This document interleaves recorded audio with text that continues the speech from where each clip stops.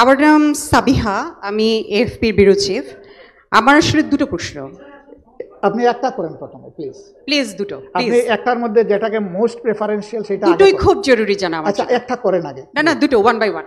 আচ্ছা, যাই হোক, প্রথম প্রশ্নটা হচ্ছে, আপনি বলছিলেন যে আপনারা প্রেফার করছেন ফেব্রুয়ারির মধ্যে ইলেকশন হওয়া, কারণ এরপরে রমজান শুরু হয়ে যাবে এবং আমাদের দেশের ঝড় বৃষ্টির মৌসুমও শুরু হয়ে যাবে, ওই সময় সাধারণত নির্বাচন হয় না। এখন প্রশ্নটা হচ্ছে যে আপনার মনে কি এমন শঙ্কা আছে যে যারা ক্ষমতায় আসবে তারা এই জুলাই অভ্যুত্থানের বিচারটা ঠিকমতো করবে না? এটা আমার এক নম্বর প্রশ্ন। এটার সঙ্গে একই সঙ্গে যুক্ত যে আপনি বলছেন যে যা কিছুই হোক সেটা ফেব্রুয়ারি মার্চের মধ্যে হতে হবে, মানে দৃশ্যমান একটা বিচার হতে হবে, না হলে আসলে কোন জায়গায় ইলেকশন যাবে তার কোনো ঠিক ঠিকানা নেই।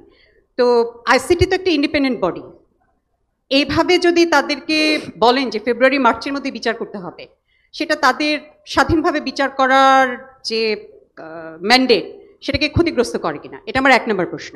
আর আমার দুই নম্বর প্রশ্ন হচ্ছে, ইউরোপীয় ইউনিয়নের বিভিন্ন দেশের সঙ্গে আপনি যখন দেখা করেছেন, তারা কি অন্তর্ভুক্তিমূলক নির্বাচনের কথা বলেছে? তারা আওয়ামী লীগের পার্টিসিপেশনের প্রশ্নটা কি তুলেছিল?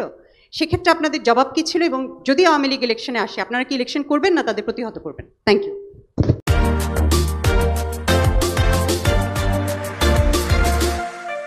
একটি হচ্ছে সংস্কার এবং বিচার নিয়ে, যে আমরা ফেব্রুয়ারি মার্চের মধ্যে আদালতকে বাধ্য করতে পারি কিনা এই বিচার সম্পন্ন করতে। না, আমরা সম্পন্ন করার কথা বলিনি।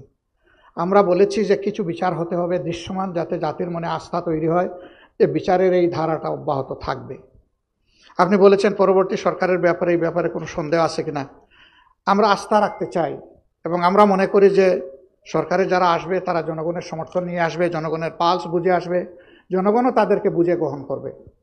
আমরা বিচারকে বাধ্য করে দিতে পারি না, আমরা বলে দিতে পারি না যে অত তারিখের মধ্যে বিচার সম্পন্ন করতে হবে। তাহলে এটা হবে বিচারের উপর নির্লজ্জ হস্তক্ষেপ, অহেতুক হস্তক্ষেপ। এ অধিকার আমাদের নেই, কিন্তু আমরা দাবি করতে পারি।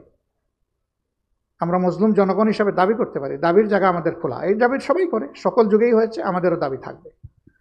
আর আমি এটা বলি নাই যে ফেব্রুয়ারির ভিতরেই ইলেকশন হতে হবে।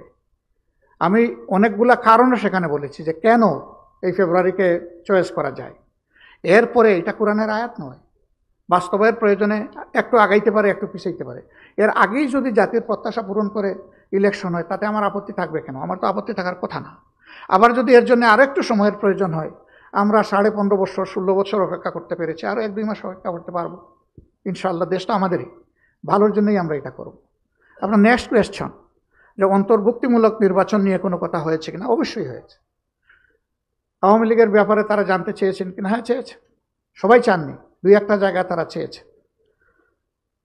তা আমরা তাদেরকে বলেছি যে আমাদের দেশে কেবলমাত্র একটা গণহত্যা হয়ে গেছে, শহীদের মা শিশুরা এখনো কান্নাকাটি করছে, স্ত্রীরা কান্নাকাটি করছে, আহতরা কেউ কেউ এখনো হাসপাতালের বেডে আছে।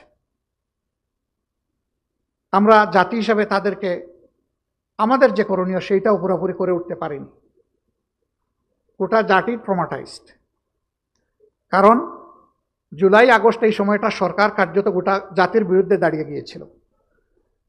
এই আন্দোলন কোনো একক দলের বা পক্ষের ছিল না, এটা ছিল জনতার আন্দোলন।